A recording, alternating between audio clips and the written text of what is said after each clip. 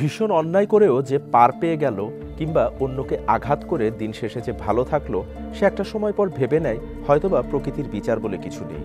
সত্যিই কি তাই? অথচ একটা সাজানো গোছানো জীবন ওলটপালট করতে সময় লাগে মাত্র কয়েক সেকেন্ড। বিগত স্বৈরাচারের সময় গুম, খুন আর বিচার বহির্ভূত হত্যাকাণ্ডের মাধ্যমে অসংখ্য জীবনকে এভাবে তছনছ করা হয়েছে মাত্র কয়েক সেকেন্ডে। তবুও তারা চিৎকার করে বলতে পারেননি না বলা হাজারো কথা। যে কথা যায়নি বলা এসএটিভির এই প্ল্যাটফর্মে সে কথাগুলোই বলবেন আপনি, শুনবে গোটা বিশ্ব। আর এই আয়োজন নিয়ে আপনাদেরকে আমন্ত্রণ জানাচ্ছি আমি বাপ্পি খান।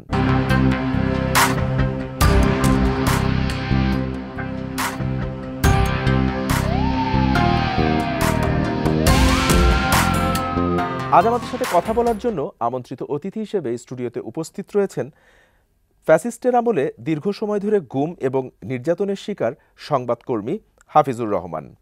আমরা তার মুখ থেকে শুনব তার সাথে ঘটে যাওয়া বেশ কিছু হৃদয় বিদারক কথা এবং একই সাথে বেশ কিছু অপ্রিয় সত্য। জনাব হাফিজ, আমি শুরুতে আপনাকে স্বাগত জানাচ্ছি আমাদের স্টুডিওতে। কেমন আছেন? জি আলহামদুলিল্লাহ, খুব ভালো আছি। আপনি কেমন আছেন? জি আলহামদুলিল্লাহ, আমিও ভালো আছি। আপনি আপনার কথাগুলো বলার জন্য সেই সুদূর চাঁপাইনবাবগঞ্জ থেকে এসেছেন। আমি শুরুটা আপনার কাছে করতে চাই যে 2017 সালের 26 এপ্রিল জঙ্গি বিরোধী অভিযান অপারেশন ঈগল হান্ট, যেটা আমরা সবাই জানি দেশব্যাপী অত্যন্ত আলোচিত হয়েছিল যে জঙ্গি বিরোধী অভিযানটি, এবং এই অভিযানটি পরিচালনা করে তৎকালীন আইন শৃঙ্খলা বাহিনী। আলোচিত সেই জঙ্গি বিরোধী অপারেশন ঈগল হান্ট মামলার অন্যতম আসামি আপনি, এবং গুমের শিকার হয়েছেন, দীর্ঘ সময় জেল জীবন পার করেছেন। একজন সংবাদকর্মী থেকে কিভাবে এত বড় একজন জঙ্গি হয়ে উঠলেন, কিভাবে নিজেকে এত বড় একজন জঙ্গি হিসেবে আবিষ্কার করলেন, সে গল্পের শুরুটা জানতে চাই। জি, প্রথমে ধন্যবাদ দিই এসএটিভিকে যে এরকম একটা প্ল্যাটফর্ম তারা শুরু করেছে, যাদের কথা তেমন মিডিয়াতে আগে আসে নাই, এবং এটা নিজের ধারাবাহিক একটা আলোচনা শুরু হয়েছে এবং একটা পর্ব আকারে। তো এই জন্য আবারও এসএটিভিকে ধন্যবাদ জানাচ্ছি। আসলে বিষয়টা কি যে আমি যদি শুরু করি তাহলে হচ্ছে যে 2017 সালের 17 এপ্রিল। জি, তার আগের কথা হচ্ছে আমি কিন্তু ঢাকা কলেজ থেকে মাস্টার্স কমপ্লিট করি বাংলায়। এরপর ঢাকাতেই একটা জাতীয় দৈনিকে অফিস দাপ্তরিক হিসেবে রাজশাহী বিভাগের সমন্বয়ক হিসেবে কাজ শুরু করি এবং প্রায় দীর্ঘ সময় কাজ করি ওইখানে। এরই মধ্যে হঠাৎ করে 2017 সালের 17 এপ্রিল আমি অফিস যাওয়ার পথে বাইতুল মোকাররমের সামনে থেকে, আমি কিছু বুঝে ওঠার আগেই প্রায় 7 থেকে 8 বা 9-10 জন হতে পারে এরকম আনুমানিক, তাদের একটা টিম আমাকে চ্যাং দোলা করে একটা সাদা হাইস গাড়িতে উঠে নেয়। এটা আনুমানিক কোন সময়টাতে? এটা হচ্ছে বিকাল প্রায় 4টার। অর্থাৎ রাস্তার মধ্যে লোকজন ছিল, অনেক লোক ছিল। আচ্ছা। তো উঠিয়ে নিয়েই তারা আমার 2 হাতটাকে পিছনে বেঁধে বলতে যে হ্যান্ডকাপ লাগিয়ে দেয়। তখন আমার একটা সন্দেহ আসে যে হয়তো পারে তারা আইন শৃঙ্খলা বাহিনী, যেহেতু হ্যান্ডকাপ, এবং দেখি যে প্রত্যেকের সাইডে আপনার রিভলভার, ঠিক আছে, এবং তারা সবাই সিভিলে ছিল, ঠিক আছে।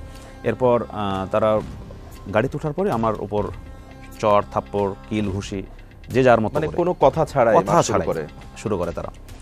এবং আমার কাছে আমার 3টা মোবাইল ছিল, 3টা মোবাইল ছিনিয়ে নেই, মানি ব্যাগ ছিল, টাকা ছিল, যা ছিল আমার, অফিস আইডি, আমার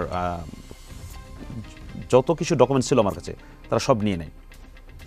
এরপর আমার চোখ বেঁধে ফেলে তখন কিছুক্ষণ পর একটা অফিসে নিয়ে যায় আমাকে।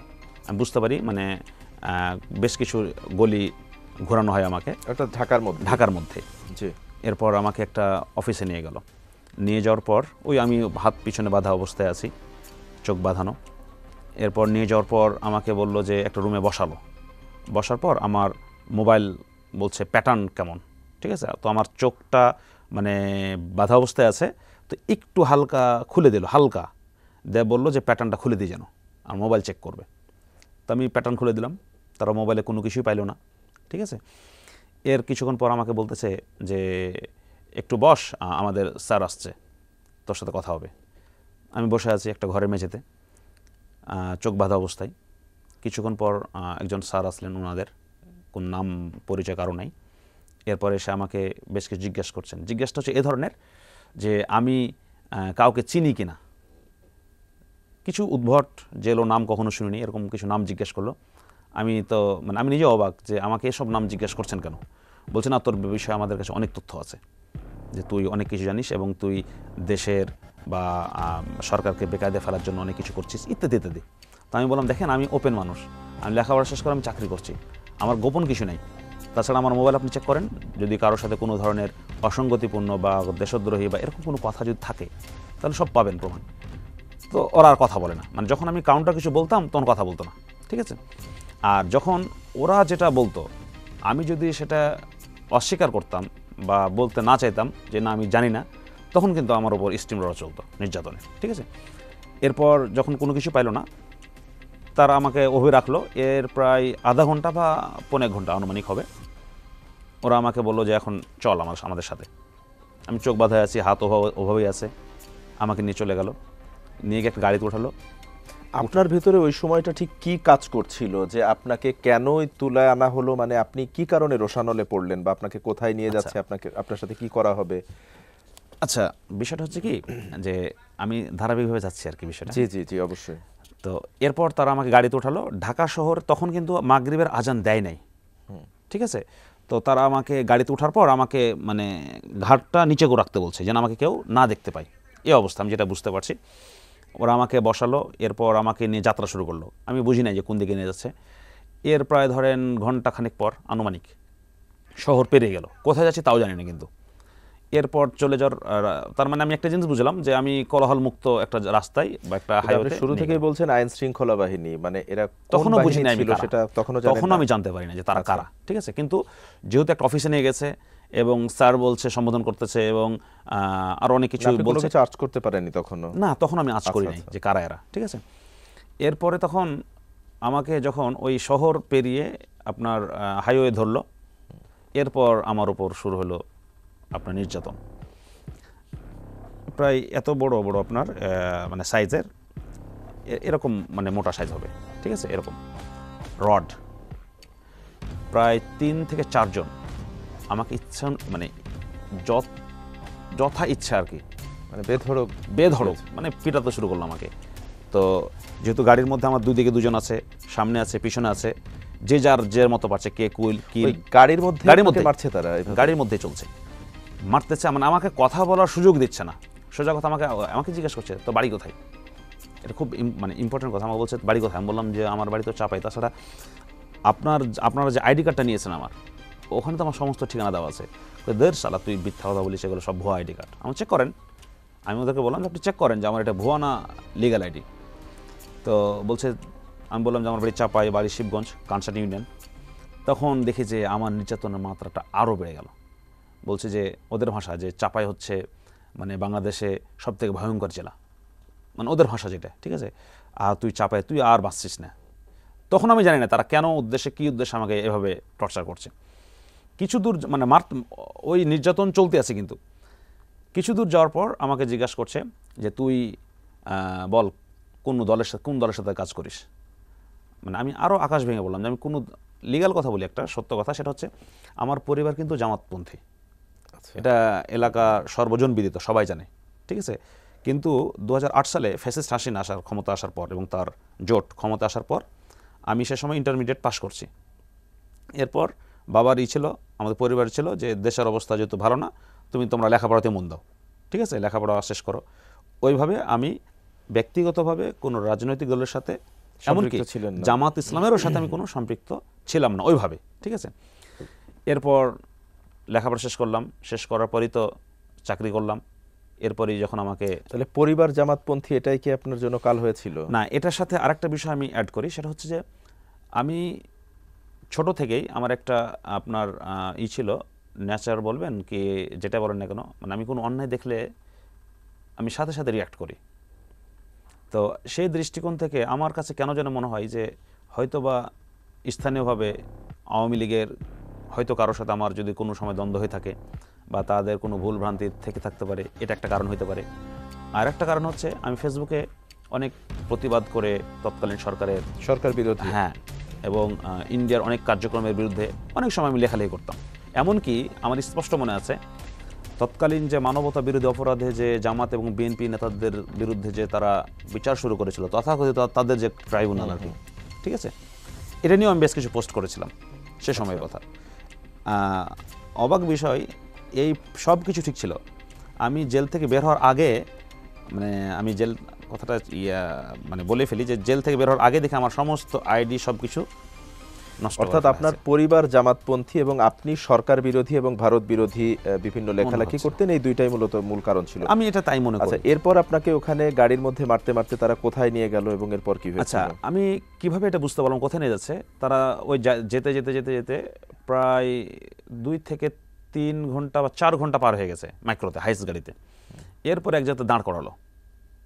ও আরেকটাখানে বলি, দেখেন তারা নির্যাতনটা করতো কীভাবে, যে পিছনে হাত আমাকে বেঁধে রাখছে, যখন মন চাইত তখন বলতো যে এই হ্যান্ডকাপটা টাইট করে দে।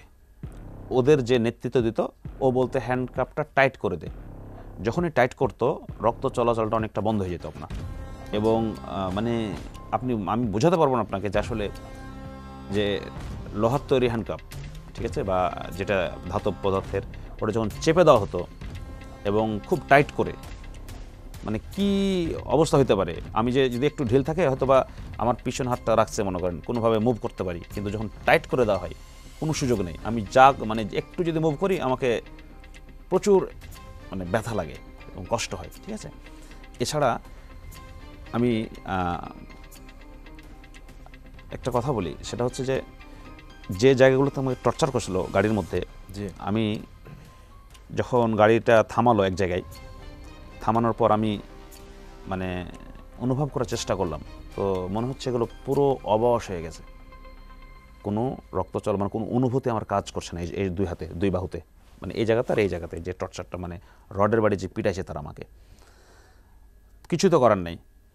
তো পরে একটা জায়গায় দাঁড় করালো, দাঁড় করানোর পর ওরা দেখি যে আমার দুই পাশে দুজনকে রাখলো, আর ওদের যারা ছিল সবাই গেল হোটেলে খাইতে। তো কোনোভাবে আমি অনেক রিকোয়েস্ট করার পর মাথাটা উঠাতে পারলাম ওদের কথা শুনে, যে আমাকে একটু সুযোগ দিয়ে, আমার দম বন্ধ আসছে, একটু চোখটা ঢিল করে। এদিকে হ্যান্ডকাপ টাইট, এদিকে আপনার যে কাপড় দিয়ে বেঁধে রাখছে ওটাও টাইট করে রাখছে। যাক, ওরা একটু ঢিল করলো। আমি ঢিল করার পর আমি বললাম যে আমি তো আছি, একটু আমাকে খুলে দেন, ঠিক আছে। যাক, একটু খুলে দিল চোখটা। তখন আমি দেখছি যে সিরাজগঞ্জে, যেখানে মূলত খাবারের জন্য হাইওয়েতে, হ্যাঁ, তখন দেখলাম যে এটা সিরাজগঞ্জ। তখন আমি বুঝলাম যে ঢাকা থেকে আমাকে সিরাজগঞ্জ আমি এখন আসছি, জানি না কোথায় না যাওয়া হবে।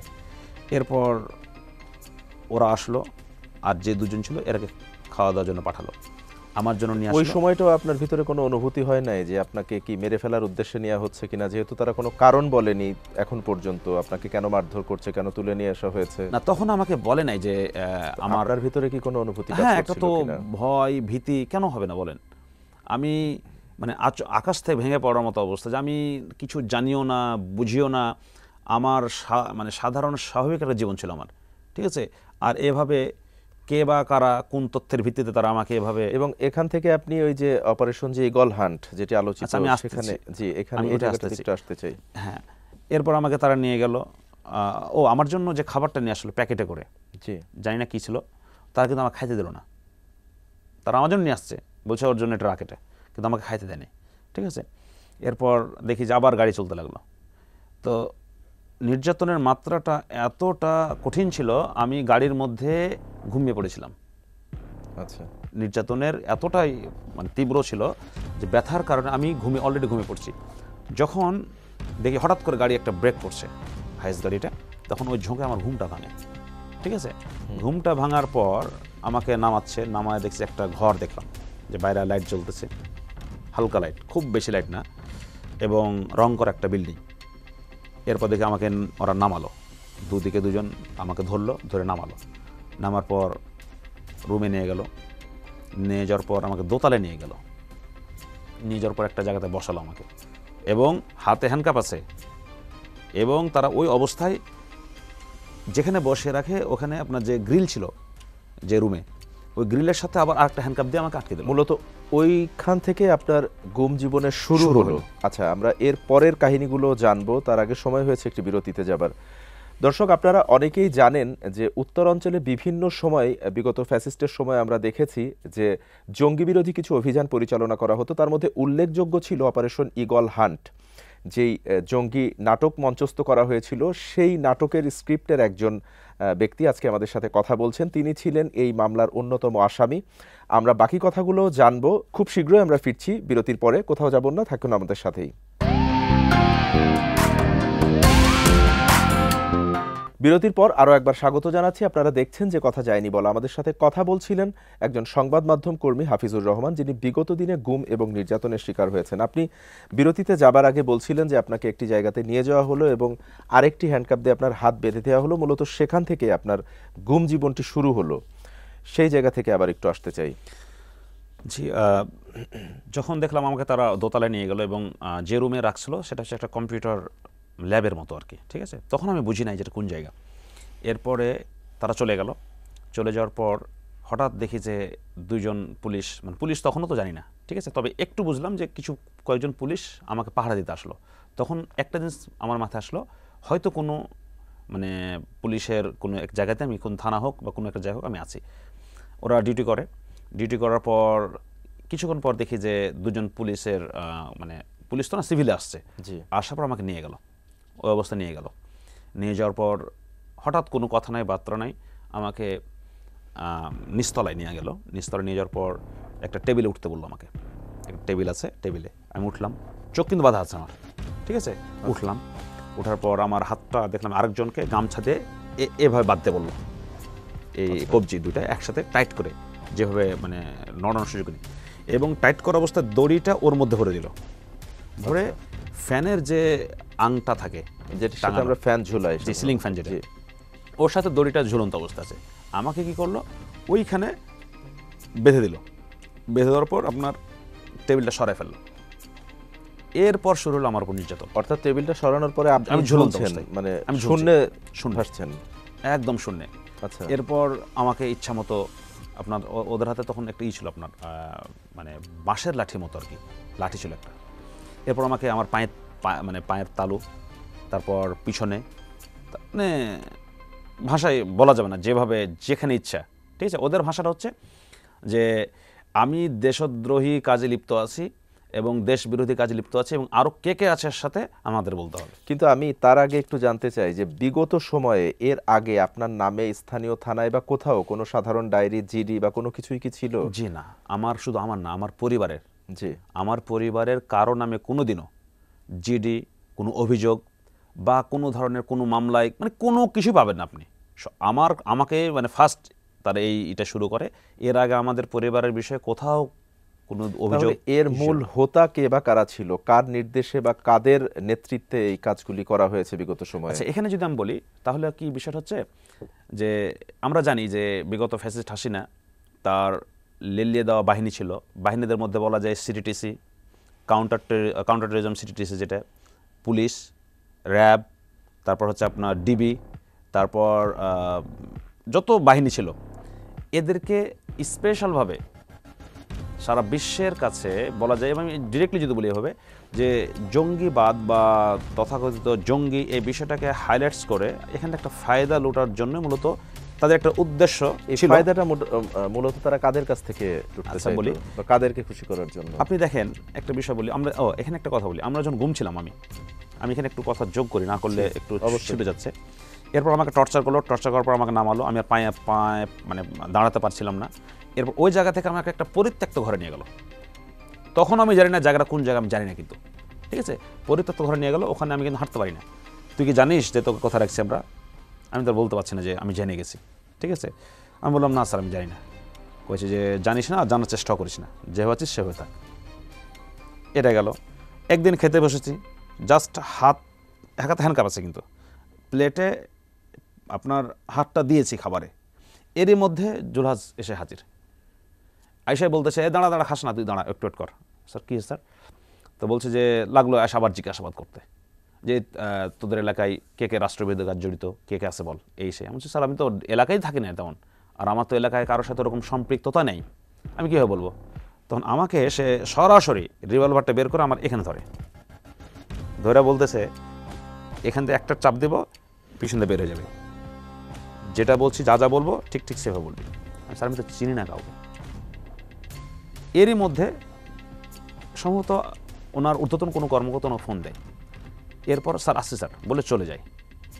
মানে সার্বক্ষণিক ওইখানে আপনি মানে আমি বোঝাতে পারবো না। ওখানে এই যে বগুড়া পুলিশ লাইনের যে গোপন বন্দিশালা বা ওখানে যে একটি আয়নাঘরের বিষয়ে কিন্তু আমরা 5ই আগস্ট পরবর্তী আমরা কিন্তু জেনেছি, বিভিন্ন গণমাধ্যমেও এসেছে। তো সেখানের আসলে সত্যিকারের চিত্রটা কেমন ছিল এবং আপনি বাদে ওখানে অন্য কাউকে রাখা হয়েছিল কিনা, বা নির্যাতন সেখানে আসলে কি করা হতো? কারণ আমরা সবাই মূলত ঢাকাতে যে ডিজিএফআই এর বা র্যাবের যে আয়নাঘর, আমরা তথাকথিত এইসব আয়নাঘরই দেখেছি বা এগুলার কথা শুনেছি, কিন্তু বগুড়াতেও পুলিশ লাইনে সেখানে যে একটি গোপন বন্দিশালা বা আয়নাঘর ছিল, সেখানে আপনি ছিলেন। তো সেই অভিজ্ঞতার কথা একটু আপনার মুখ থেকে জানতে চাই। আচ্ছা, বিষয়টা হচ্ছে বগুড়ার কথা যদি বলি, সেটা হচ্ছে আমি কিন্তু যখন পরে বুঝলাম যে বগুড়া, এবং যারা ডিউটি করতে আসতো পুলিশের তারা গল্প করতো, যেটা বগুড়া রাখছে আপনাদেরকে, তারা আমাদেরকে অনেক কথা বলতো। যারা ডিউটি করতো পুলিশের, আমি তাদের নাম বলবো না, তাদেরও অনেক নিরাপত্তার ব্যাপার আছে, তারা অনেক কিছু আমাদের বলতো যে আমাদের আসার আগে, আমাকে রাখার আগে তারা আরও কতজনকে মেরে ফেলছে, ওখানে কতজনকে বিভিন্ন মামলায় চালান করছে, এখনও কতজন আছে, অনেক বিষয় তো তারা আমার সাথে শেয়ার করতো। তো আমাকে বলতো, ভাই হাফিজ ভাই, শুধু আপনি না, আপনার আগে অনেকে আসছে। আয়নাঘরের বিষয়টা আপনাদের একটু বলি। ওইখানে মূলত একটা পরিত্যক্ত ঘর ছিল, পরিত্যক্ত একদম, যেটা বসবাস অনুপযোগী, ঠিক আছে? মানে সাধারণ মানুষও কখনো ওইভাবে আসলে এটাকে আমলে নিত না। কেউ মানে ওখান থেকে ওই রাস্তা দিয়ে হাজার মানুষ যায়, কেউ ভাববে না যে এখানে কোনো বন্দি আছে, ঠিক আছে? তো ওই বিল্ডিংয়ে আপনার হচ্ছে ওটা মহিলা ব্যারাক ছিল আগে। আচ্ছা, ওখানে 3টা ঘর ছিল, 3টা ঘরে মানে বন্দি ছিল, ওখানে অনেকেই ছিল, এবং আমি যাওয়ার আগে অনেকে ছিল। এখানে একটা বলে রাখি, যখন আমাকে প্রথম গাড়িতে নিয়ে যাই ওখানে, দেখি যে আমি ওই দোতলায় ওঠার আগে দেখি ওখানে নিচে অনেকে হাতে হ্যান্ডকাপ দিয়ে বাঁধা আছে, আমি অনেকে দেখছি। কিন্তু যাক, ওটা গেল। এরপরে আমাকে যখন মামলা মানে প্রায় 3 মাস যখন আমি থাকি ওখানে, প্রায় 3 মাস। আপনি গুম ছিলেন ওখানে 3 মাস? 82 দিনের মানে 83 দিন মতো। আচ্ছা, প্রায় 3 মাস আমি গুম থাকি। থাকার পরে লাস্টের দিকে মানে শেষ দিকে আমাকে ওই একজন কর্মকর্তা, ওর নাম ছিল আপনার হচ্ছে আখতার, ঠিক আছে? উনি আমাকে বলছিলেন যে হাফিজ ভাই, এভাবে বলছেন শান্তভাবে, যে আমাদেরকে যা যা তথ্য দেওয়া হয়েছিল আপনার বিষয়ে, সত্য কথা বলতে ভাই আসলে আপনার বিষয়ে আমরা তেমন কিছু পাই নাই। মানে 3 মাস শেষের দিকে বলতেছে আমাকে। তখন আমি বললাম যে ভাই তাহলে কাজ করেন, আমাকে এখন ছেড়ে দেন, আমাকে ছেড়ে দেন, যদি কিছুই পাইলেন না, আমার সমস্ত কিছু সব আপনার চেক করা হয়েছে, আপনাকে আমরা তেমন কোনো কিছু পাই নাই। তখন আমি বললাম আমাকে ছেড়ে দেন। তখন উনি বলতেছে যে আপনাকে যদি ছেড়ে দিই আজকে, কালকে আপনি আমাদের বিরুদ্ধে সংবাদ সম্মেলন করবেন, প্রচার করবেন, সব ফাঁস করে দিবেন, সরকার তো এই দায় নেবে না। অতএব উপর নির্দেশ আছে, আপনাকে কোনো না কোনোভাবে মামলা দিয়ে আমাদেরকে পাঠাতে হবে। জঙ্গি শব্দটা এমন একটা শব্দ, আমি আসলে এখনকার মানে ওই তৎকালীন বা এখনও আমি যে এক ধরনের সামাজিক বিড়ম্বনা শিকার হই, এক ধরনের মানুষের চোখে আমাকে একটা খারাপ কালার করে দেওয়া হয়েছে। জঙ্গি শব্দটা এমনভাবে মানে ছেয়ে গেছিল, জঙ্গি যদি কেউ জানতো যে জঙ্গি পরিবার, আমি আমার কথাই বলি, যেহেতু আমার আগে কোনো অভিযোগ কোনো কিছু ছিল না, এই মামলা দেওয়ার পর আমার ক্যারিয়ার চলে গেছে। আমার বাবার পরিবার যে একটা স্বপ্ন ছিল আমাকে নিয়ে, ওটা শেষ হয়ে গেছে। আমার পরিবার কোনো জায়গায় যায়, তখন বলে কি জানেন, যে ও যে ওনার ছেলে একটা জঙ্গি মামলার আসামি। আপনি ভাবতে পারেন যে কি একটা অবস্থা। আমাকে যখন গুম করা হয়, আমার বড় ভাই আব্দুল কাদির, ও দেশের বিভিন্ন প্রান্তে ছুটে গেছে বিভিন্নভাবে, এমনকি ডিবিতে, র্যাবে, বিভিন্ন জায়গায় তিনি বিভিন্নভাবে উনি আমার খোঁজ করেছেন, কিন্তু কেউ খোঁজ দেয় নাই।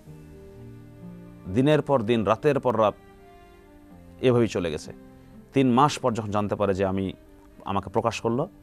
এই 3 মাস আপনার পরিবারের সাথে কোনো ধরনের যোগাযোগ, কথাবার্তা কিছুই হয়নি। তারাও হয়তো একটা সময় পর ভেবে নিয়েছে হয়তো বা আপনি নেই। ঠিক কতদিন পরে পরিবারের সদস্যদের সাথে দেখা হলো এবং সর্বপ্রথম কার সাথে দেখা হয়েছিল, সেই অনুভূতিটার কথা যদি একটু বলেন, এবং একই সাথে পরিবারে ওই সময় কে কে ছিল, তারা কি সময়টার মধ্যে দিয়ে গেছে? আসলে ভাই আমার মানে ওই সে সময়ের কথাটা মনে করতে গিয়ে এখন অলরেডি আমার শরীর কাঁটা দিয়েছে। এখন আমি বুঝাবো কেমন করে বলেন আপনি? কোনো কারোর সাথে যোগাযোগ নাই, আমি বেঁচে আছি না মরে গেছি কোনো কিছুই নাই। যখন 3 মাস পর আমাকে শোন অ্যারেস্ট দেখাই, প্রথম যখন কোর্টে উত্তোলন করে, আমি কোর্টেও কিন্তু প্রতিবাদ করেছিলাম ম্যাজিস্ট্রেটের সামনে যে আমাকে ফাঁসানো হয়েছে, আমাকে 3 মাস আগে আমাকে গুম করা হয়েছিল, ঠিক আছে? তারপরও ম্যাজিস্ট্রেট কিন্তু আমাকে মানে আসামি হিসাবে মানে করে নিয়েছে। তারপর আমার এক লোককে দেখা হলো ওখানে, পরিচিত লোক কোর্টের ওখানে। তো ও যখন আমাকে দেখছে তখন কিন্তু আমার বাড়িতে ফোন দিয়েছে। বিশ্বাস করবেন না, আমার বাড়ি প্রায় 30 কিলোমিটার দূরে আমার কোর্ট থেকে। মনে হয় 15 মিনিটও হয়নি, মনে হচ্ছে একটা আনুমানিক, বা 20 মিনিট হয়নি, আমার ভাই এসে হাজির। আমার মার আহাজারি, আমার ভাইয়ের বা আমার পরিবারের, আমি মানে আপনাকে বলে বোঝাতে পারবো না। আমার হৃদয় বিদারক একটা পরিস্থিতির সৃষ্টি হয়েছিল নিশ্চয়ই তখন।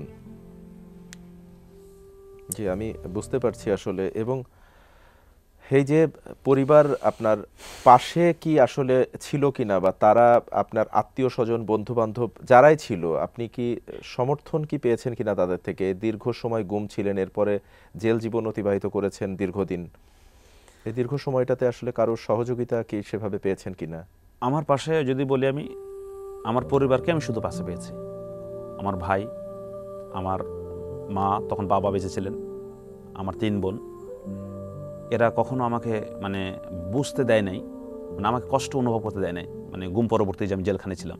জেলে কতদিন অতিবাহিত করেছেন? জেলে আমি প্রায় ছিলাম 4.5 বছর। 4.5 বছর। মানে এখানে একটা কাহিনী আছে। আমাকে যখন ওই মামলায় সোনাস দেখাই, আমাকে সাথে 2টা মামলা দেখায়, 2টা মামলায় সন্ত্রাস বিরোধী ধারায় 2টাতেই অজ্ঞাত হিসেবে দেখাইছে। এরপরে আমি কিন্তু 3 মাসের মাথায় জামিন পাই, হাইকোর্ট থেকে জামিন দেয় আমাকে। আমি সহজভাবে আমি বের হই। বের হওয়া মাত্রই আমাকে আটকে দিল গেটে। 17 সালের 8ই জুলাই আমাকে অ্যারেস্ট দেখায় ওরা। এটা পর মানে 2017 সালে, আমি বলি 2017 সালের 17 এপ্রিল আমাকে গুম করে। আর 2017 সালের 8ই জুলাই আমাকে অ্যারেস্ট দেখায়। আচ্ছা, ঠিক আছে, জঙ্গি হিসেবে অ্যারেস্ট দেখায়, হ্যাঁ, এবং সন্দিগ্ধ জঙ্গি হিসেবে। এর 3 মাসের পরে আমি জামিন পেয়ে যাই, হাইকোর্টে জামিন দেয় আমাকে। আমি ওই 2টা মামলা জামিন পেয়ে আমি বের হই 5ই ডিসেম্বর 2017-তে বের হয়ে গেলাম, সহজভাবে বের হচ্ছি। এর মধ্যেই আমাকে জেল গেট, তৎকালীন জেল মানে ডেপুটি জেলার এবং জেলার যারা ছিল ওরা আমাকে আটকে দিল। বললো যে আপনি যেতে পারবেন না, বসেন, আপনার একটু প্রয়োজন আছে। কি প্রয়োজন? দেখি যে সন্ধ্যার সময় দেখি যে গাড়ি চলে আসলো। এরপর ওখান থেকে অফিস থেকে আমাকে তুলে গাড়িতে নিয়ে চলে গেল। আমার বাইরে আমার ভাই, আমার বোন, আমার ভাইগিনা সবাই আহাজারি করতে লাগলো। নিয়ে গিয়ে আবার আমাকে গুম করে ফেললো। এবার চাপাই জেলা পুলিশ আমাকে গুম করছে। আচ্ছা, এবার তো প্রথমবার করলো বগুড়া জেলা পুলিশ, এবার চাপাই জেলা পুলিশ। এরপর বেশ কিছুদিন রাখার পর পুলিশ ফাঁড়িতে রাখছিল। রাখার পর আবার আমাকে মামলা দেয়, বিস্ফোরক দ্রব্য মামলায়।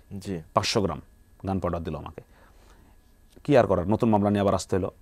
এরপর প্রায় ফের 9 থেকে 10 মাস পর আবার জামিন পাই আমি। ফের বের হলাম, ফের আবার গেটে আটকে দিল আমাকে, আবার তুলে নিয়ে গেল। প্রায় 15 থেকে 20 দিন আবার আমাকে রেখে দিল গুম করে চাপাই জেলা পুলিশ। এই যে আপনার উপরে এত চড়াই উতরাই এভাবে গেছে, 3বার আমাকে জেল গেট থেকে নিয়ে গেছে। আপনি 3বার জেল গেট থেকে আবারও অ্যারেস্ট হয়েছেন, 3 মাস গুম ছিলেন, সব মিলিয়ে 4 বছরেরও অধিক সময় আপনাকে এভাবেই কাটাতে হয়েছে। গুম ছিলাম প্রায় 4.5 মাস, আর জেল দিয়ে সব মিলে প্রায় 4 বছরের উপরে। 4 বছরের উপরে। তো এই 4টি বছর মূল্যবান সময় জীবন থেকে অতিবাহিত হয়েছে, সামাজিকভাবে হেয় প্রতিপন্ন হয়েছেন, পরিবার খুব খারাপ সময়ের মধ্যে দিয়ে গেছে। তো এই জায়গাটা থেকে আসলে আপনি ঠিক কাকে দায়ী করতে চান, বা এই ঘটনাগুলোর জন্য আপনি কি ইতিমধ্যে কোনো আইনি পদক্ষেপ নিয়েছেন কিনা? জি, বর্তমান ইন্টারিম গভর্নমেন্ট যখন মানে ক্ষমতায় আসে বা ক্ষমতায় যখন তাদেরকে দেওয়া হয়, এরপর গুম কমিশন অফ ইনকোয়ারি যেটা ওনারা করেছিলেন, আমি 5ই আগস্ট পরবর্তী আমি এখানে আবেদন করি এবং আমার টোটাল হিস্ট্রি তুলে ধরি তাদের সামনে প্রমাণ সাপেক্ষে। আমার সে সময় জিডির কপি, আমার পরিবারের সময় অপহরণ মামলা করেছিল এবং আমার পরিবারের কাছ থেকে কয়েক লক্ষ টাকা নিয়ে যাওয়া হয়েছিল অপহরণ করে, যে দেন আপনার ছেলে দেওয়া হবে, এভাবে নিয়েছে, কিন্তু দেয় নাই। ঠিক আছে, এই বিষয়টা আপনি যদি আরেকটু খোলাসা করে বলেন যে এটা কত টাকা নিয়েছে এবং কে বা কোন বাহিনী এটা নিয়েছে। এটা আমি একটু বলি। আমার যখন ওই যে প্রথম যখন গুম করলো, আমার ফোন কেড়ে নিল, আমার ফোন থেকে আমার বাবাকে ফোন দেয়, আমার ভাইকে ফোন দেয়, কারণ আমার ফোনে কিন্তু নাম্বার সেভ ছিল বাবা ভাই নামে। ঠিক আছে, এরপর ফোন দিয়ে বলে যে আপনার ছেলেকে যদি জীবিত চান তাহলে টাকা দিতে হবে।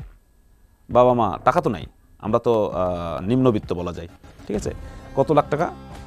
এরপর আমার যতটুকু সম্পদ ছিল বিক্রি করলো, বিক্রি করে প্রায় আমি যতটুকু জানি প্রায় 5 থেকে 7 লাখ টাকা মতো আনুমানিক আমি মানে আমি জিজ্ঞাসা করি না, কারণ খুব কষ্ট লাগে, যেন বাড়িতে জিজ্ঞাসা করবো যে কত টাকা নিয়েছে এই সেই, মানে আবার পরিবারের ওই কথাগুলো মনে পড়ে যাবে। মানে আপনাদের সহায় সম্বল বিক্রি করেও আপনাদের টাকা তাদের হাতে টাকা এই টাকাটা কে বা কারা এবং কিভাবে রিসিভ করেছে টাকাটা? সেটাই বলতেছি। বিকাশ নাম্বার দিল। আচ্ছা, আমার ভাই ওই নাম্বার রেফারেন্স করে আপনার র্যাবের কাছে অভিযোগ করলো, জি, এই নাম্বার থেকে র্যাব ট্রেস করলো, দেখছেন এই নাম্বারটা চট্টগ্রামে আছে, চট্টগ্রামে তার অভিযান পরিচালনা করলো, পাইল না, বলছে এরপর বলতেছে যে এটা না, এটা বগুড়ায় আছে। মানে বিষয়টা খেলাধুলা করার মতো মনে করেন। এরপর বগুড়ায় গেল ভাই কিনে, ওখানে এদিক সেদিক করে আবার, মানে সব মিলিয়ে আসলে আপনি আপনার পরিবার অত্যন্ত বিপর্যয়ের মধ্যে, এবং আপনি আপনার জীবন থেকে মূল্যবান সময় হারিয়েছেন, সহায় সম্পত্তি গেছে, পরিবার হেয় প্রতিপন্ন হয়েছে। তো এই যে মামলার কথা যে বলছিলেন, গুম কমিশনে তথ্য জমা দিয়েছেন, এই ব্যাপারে আপনি কতটা আশাবাদী যে এই বিচার হবে, এবং ঠিক আশার আলো কতটা দেখছেন? প্রথমে অনেক স্বপ্ন দেখছিলাম, আশা ছিল আমার যে হয়তো আমরা ন্যায় বিচারটা পাবো, এবং আমাদেরকে বর্তমান ইন্টারিম গভর্নমেন্ট হয়তো আমাদেরকে সেভাবে মূল্যায়ন করা হবে। আসলে আমরা যতটুকু স্বপ্ন দেখছিলাম বা আশা করছিলাম, আসলে এভাবে বলা যায় যে 10%ও মানে হয় নাই। কারণ ইতিমধ্যে জানেন যে 31শে ডিসেম্বর হয়তো বা গুম কমিশন তার কার্যক্রম হয়তো বা ক্লোজ করছে, ঠিক আছে। তবে একটা আশা হলো যে 253 জনের যে একটা তালিকা তারা বলেছে যে 253 জনের গুম হওয়ার পেয়েছে, তারা প্রমাণ পেয়েছে। ওই 253 জনের মধ্যে আমি একজন আছি, আমাকে চিঠি দেওয়া হয়েছে। কিন্তু এরপরও চিঠিতেও তারা অনেক কিছু ভুল করছে, আমার মামলা সংক্রান্ত বিষয়গুলো ভালোভাবে তার উল্লেখ করে নাই, ঠিক আছে।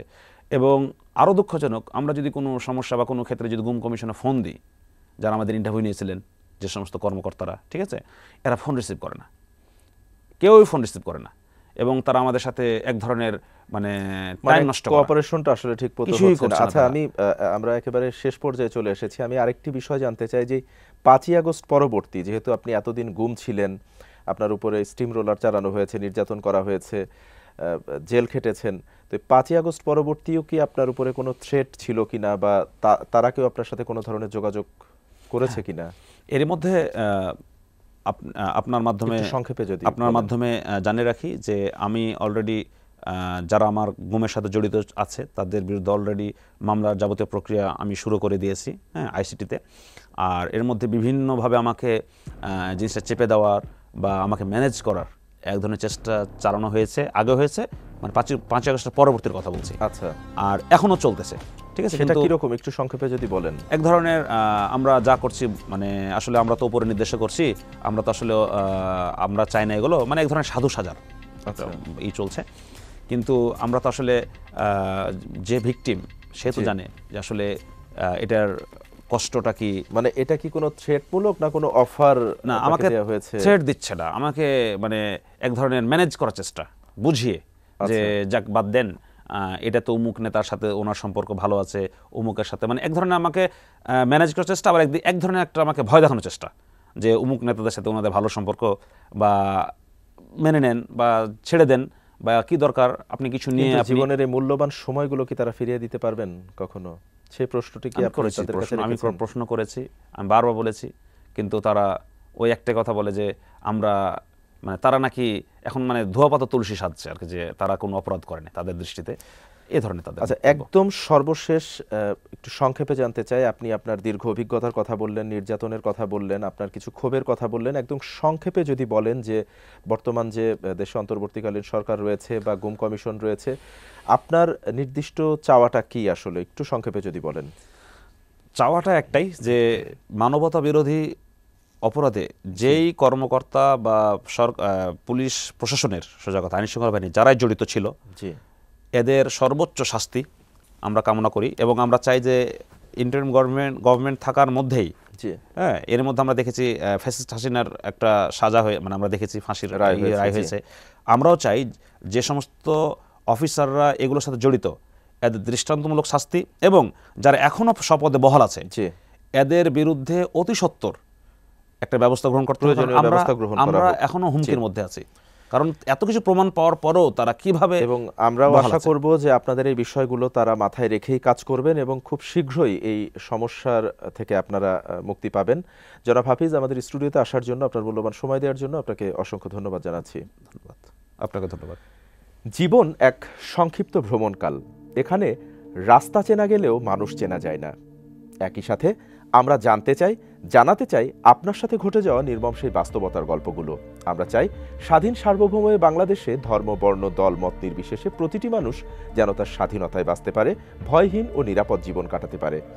আপনার সাথে ঘটে যাওয়া যে কোনো নির্যাতন কিংবা হয়রানির কথা এসএটিভির এই প্ল্যাটফর্মে এসে বলতে যোগাযোগ করুন স্ক্রিনে দেয়া নাম্বারে, অথবা মেইল করুন যে কথা যায়নি বলা @gmail.com এই মেইলে।